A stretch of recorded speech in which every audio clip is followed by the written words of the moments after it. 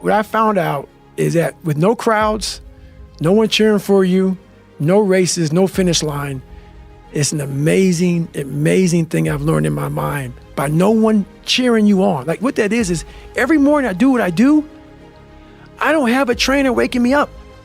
There's no one saying, David, you have to do this. I don't have to do anything anymore. I've done it.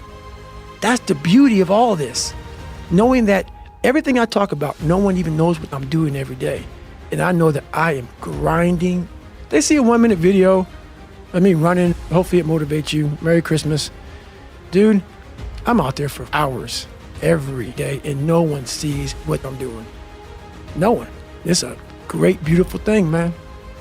And that's the one thing that kept me going and saying, okay, let's stretch out. Let's stretch out. Let's stretch out. We're going to win Badwater one day. One day, the race that ended you, you could go back and win them. So that's the mentality. From the sewer mentalities you have to have, man. Like when you're knocked down, whoever knocks you down, they got to be afraid they knocked you down. They'll be like, oh man, he's going to come back. That has to be the way you look at life. It's that mentality.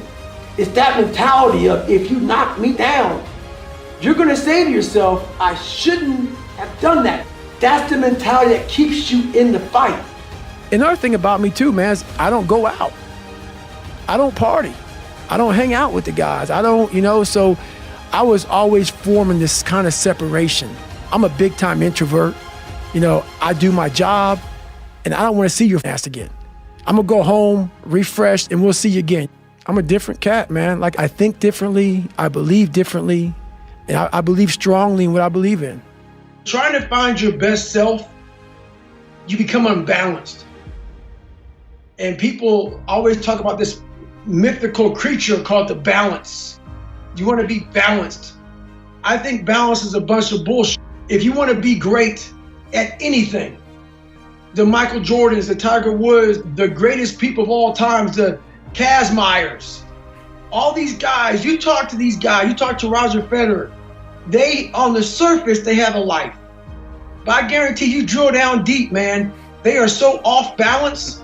You get them on a teeter-totter, you're not gonna come down. It's just not balanced, and that's how you become great. And that's just my mindset. So you lose a lot of your life, but I made a choice. It is a choice to become unbalanced. And the people in my life realize that. And the people that love me realize, you know what? This is who I'm with. This is who he is. This is who he wants to be. So yeah, you do lose a lot, but you gain a lot also. So it's what you want. Poopy pants mentality. I want to sit back and let the world take care of me now. That's what I'm talking about. Don't play sick too long. While my childhood was so messed up, I played sick way too long and I almost lost tons of opportunities by playing sick. Because it feels good to play sick. I couldn't read. I can't read. When I was a junior in high school, I couldn't read. If you live that life, it feels good for people to, oh man, that's just David, man. He's just not real smart. He had a bad life and you get a get out of jail free card. That's nice. It sucks doing what I had to do to get here today. That was not fun. There's nothing that dark to drive me to the places I had to go to become successful. On the flip side of that, if you come from a silver spoon family, you have to realize that. You have to realize there's people out there like David Goggins who had nothing. And I've had all this opportunity in front of me and I'm a loser. So what does that say about me? The conversations are very similar. You have all this opportunity and you've gone nowhere with it. I'm at the bottom of the barrel and it could take me a lot longer just to get where you're at for the starting line, to be fair. I've been leaving so much on the table for pain. And that's when I started going crazy about the mind. What is up? Open these different doors of possibility and what is humanly possible? What are we capable of? I didn't even know. I was just amazed by what I was able to do by a simple fact of just reasoning and working with pain and pain management. And my mind just kept on growing from there. And it happened in Hell Week, it happened in the 100-mile race, it happened here, and started just evolving into what it is now, to where now I'm like, God, dog, man, the mind, we are leaving so much on the table. But people take me, he cusses so much, he sounds crazy. Don't listen to all that, man. Just get to the weeds of that. You're not examining your brain. Message it. That's done. Examine your brain, and that takes some hard work and suffering. If you're not willing to do that, I'm sorry. You got to get out there and be like, oh, this hurts. This hurts real bad. I don't think this is smart. And then, guess what happens? The body will adjust. It will adjust. Everybody goes, well, then the next question I get, but is there a time when it doesn't adjust? Stop. There's always that next question. No, don't take it like go out there and run through a brick wall as many times as you can.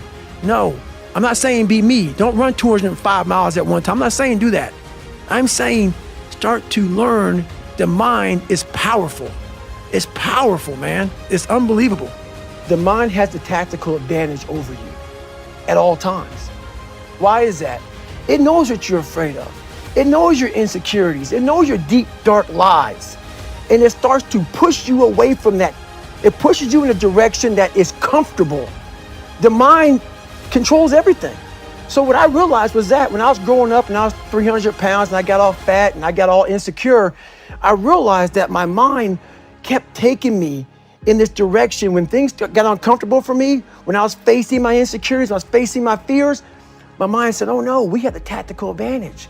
We need to get you, separate you from this feeling over here. Life's all about feelings. We want the happy feeling.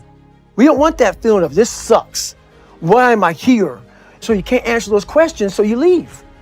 I started realizing that if in that moment you can answer those questions and you are now in charge of your brain versus your brain ruling you, that's where all that stuff comes from. So the 40% rule is all of that. You get to 40%, your brain says, we're done. Let's roll, man. This is starting to get painful. This is uncomfortable. So you sit down. You have to figure out ways, and everybody's different. Like we all have these things about 5 steps to this and 4 steps to this. It's a lot more than that. It's a practice that you have to, it's a habit. So if you know that at 40%, I'm feeling pain. At 40%, I'm feeling pain. That's where the 40% rule kicks in. Now it starts. Okay, I'm feeling pain. My mind's saying all this to me. It's saying, get out of here, run, flee. The fight or flight kicks in. Okay, we're done. We're not good enough. It starts telling you all these things. You start to believe it because the mind controls all. This is the time where you have to gain control back of your mind. It's okay, let me see if I can go 45%. And once you start giving yourself more and more hope and start realizing, okay, the mind starts to be, okay, what are you doing? We're supposed to be going right and you're going left. You start then controlling your mind. Start finding more in yourself. And then it goes from 40% to a lot further than that. But that's the start of it though. Get to the spot where your mind is saying stop. Wherever that is, you gotta get there first. And then that's when that starts to work for you. You gotta control yourself in that moment.